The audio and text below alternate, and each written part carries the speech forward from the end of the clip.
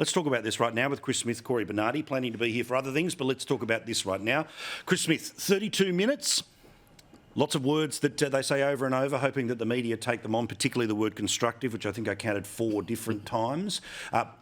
But no movement on the main things and no concrete about what is the next conversation we have about getting things out of China. It's interesting, 32 minutes. When I lived in China for 2 years, I would have so many meetings with government officials. When you've got a translator with you, a 32-minute meeting is a 15-minute meeting. Good point. They only spoke to each other for 15 minutes, so they would have had about 7 minutes apiece to talk. You think about that. Like, if it's 15 minutes, my kids are going to sit on Santa Claus's lap longer than that this Christmas. Like, seriously, let's put it in perspective. And because we only got 32 minutes and Biden got 3 hours, we know where we stand. We're 1/6 as important as America. Look, it is a step, but if you call it a baby step, it's the smallest baby step we've had in international diplomacy. This is it. Look, we know how this will be spun. We know how this has been interpreted. The mere conversation and the invocation of just like 50 years ago when the great Gough Whitlam, we got the sort of little shout out for an event happening in Cabramatta in December, that this was all about selling the importance of the conversation rather than necessarily what comes out of it. Cory, again, if you're anyone who's involved in any of these trade disputes, all you heard was the beginning of a maybe. Yeah, that's exactly right, Paul. And I have to confess here, I'm involved in the trade dispute. I'm involved in the rock lobster industry and some of the seafood industries that are affected by this. And I can tell you the industries are really, really hurting. But I'll also say that it might only be 32 minutes, it might be 15 minutes or 7 minutes each, as Chris pointed out, but at least the door is open, at least there is dialogue, and that's something that was actually lacking a lot under the previous government. Now, it's only a start, but what we've got is Don Farrell, who's the Trade Minister. I think I would expect he would open up dialogue and meetings with his counterparts, and he's a pretty canny negotiator. So I'm quite optimistic about this. The one thing I don't want to see is Australia give up its sovereignty or its self-determination in any way, shape or form. And I suspect the price of any deal is going to be admitting China into that Pacific Trade Pact. Now, it doesn't matter what Australia says about it. Everyone has to agree, and I don't think you're going to get Japan coming on board with that. So there is going to be some challenges, but I welcome this, right? We can pile Of course. Who doesn't? But to pretend that it's all changed in the past 32 minutes is obviously not quite the case as well. All right, that's a lot of international. Let's get back to the stuff that matters, the greatest country in the world, our one. Obviously, shout out to everyone who's affected by the floods right now. They are a horror show. We'll talk about them in greater detail a bit later. If Andrew Clennell can get in front of a camera in the next 35 minutes or so, we'll get him on. We'll also have Nigel Farage, Peter Credlin here as well.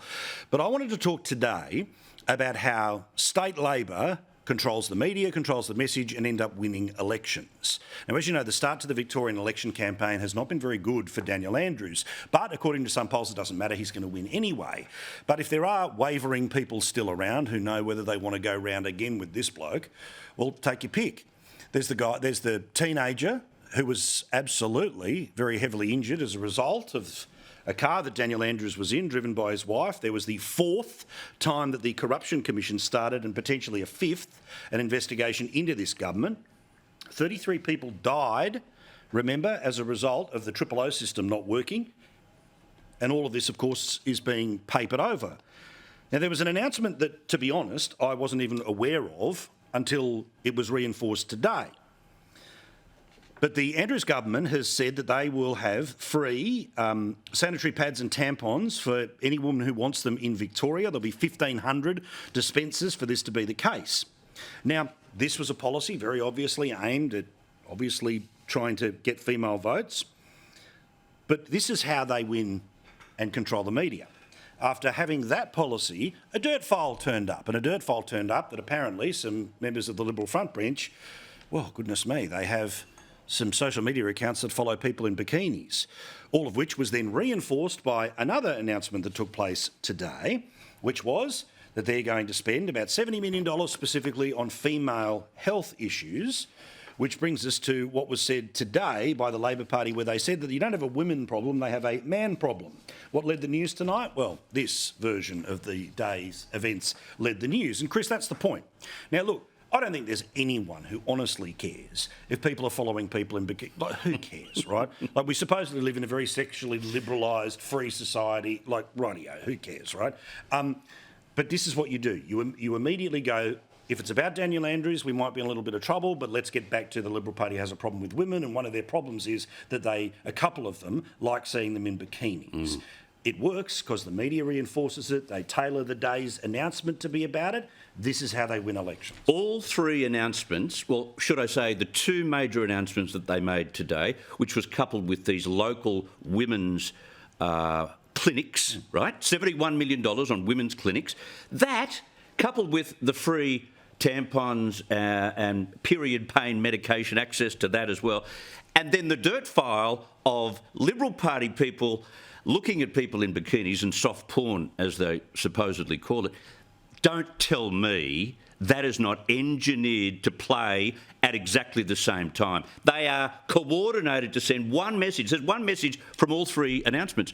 We've got to appeal to women. We've got to make sure that if Matthew Guy is starting to appeal to women, we've got to make sure that that stops. I wonder whether their survey material is telling them that women are turning off Dan and that they've got to press this button. Well, remember, as the Redbridge survey that was ran yesterday, biggest issue is apparently health, and that's something that the Liberals are in front on. Look, again, I have every expectation that we are headed to a returning of this government, but if there are sort of 18 required little local revolutions, this message was actually a not-so-subtle attempt, I think, Cory, to get a story out there that was particularly bad for the Liberal Party, that in the Teal attempts, they'd be able to use that for yet another example of why you should vote against your local Liberal, which, of course, weakens their potentiality of even forming government, let alone dominant opposition.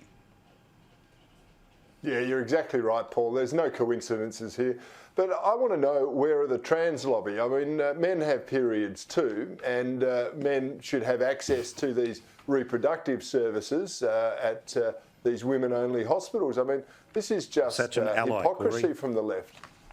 Well, it's extraordinary. You're such a good ally. And the other thing that I find extraordinary is Dan Andrews, of course, is this progressive, lefty who endorses sex work as legitimate work, and yet now he's running around dirt sheets, or allegedly the Labor Party is running dirt sheets on people who happen to be browsing OnlyFans or follow someone who's got an OnlyFans thing. They go to the point of legitimising all of this stuff, and then they want to use it as a weapon against someone. It reminds me of the fools in Canberra who wanted to ban lingerie football, but they endorsed prostitution and pornography as legitimate job actions. It's just extraordinary, the hypocrisy of the left here. Well, and this is what I'm saying, right? Is that, look, if they had a dirt sheet and a whole bunch of footage of people going in and out of knock shops, that's one thing. But the idea that we combed who they're following on social media, and then the description in this, come on, it was a little bit thin. Anyway, I will need you to see this. This is how much flooding is happening in New South Wales right now. And again, strength and love to everyone who's fighting this as we speak. Have a look at this map right now from New South Wales. This is how many areas in red that are in real trouble right now. That is a huge swathe of the state. Obviously, particular thoughts around everyone in the Tablelands and the Central West. Victoria's not out of the problem as well, with the Murray River having major issues there as well. So there's an awful lot that's happening there. And just finally, lads, by this time tomorrow night, we're going to know what Donald Trump's big announcement is. There's a chance it could be a new political party. If that's the case, he won't win an election, but neither will the Republicans ever. Yeah, it pulls that Republican vote apart, not in half, but it certainly pulls it apart. I just think that this time round, surely he has to think more on the party and less about himself. Is it time that he says, hey, listen, I've had a shot. I don't agree with the way it ended, but now I'm going to make sure that the Republican Party get all the free space they possibly can with whoever they want as their nominee. Well, Nigel Farage joins us in a second. I can't wait for his insight on all of this. Cory, your thoughts here, because again, apparently the biggest announcement in the history of the United States. It's one heck of a bar, but it'll mean he's live everywhere. 1 o'clock Eastern time tomorrow here on Sky News, 9 o'clock in the US. If it's a political party, that's even more damaging than running for president, because it guarantees a Republican won't be president and we'll get another 4 years of Biden. Yeah, you're right again, Paul. But Chris, I hate to break it to you, Donald Trump never puts anyone or anything before he puts himself first. And so that's one of the only great hope, though, challenges. Cory. This man could do anything. Well, you could appeal to his better nature, but I just think it's going to be sound and fury and a bit of lightning as well, and it'll make for a very interesting couple of years ahead.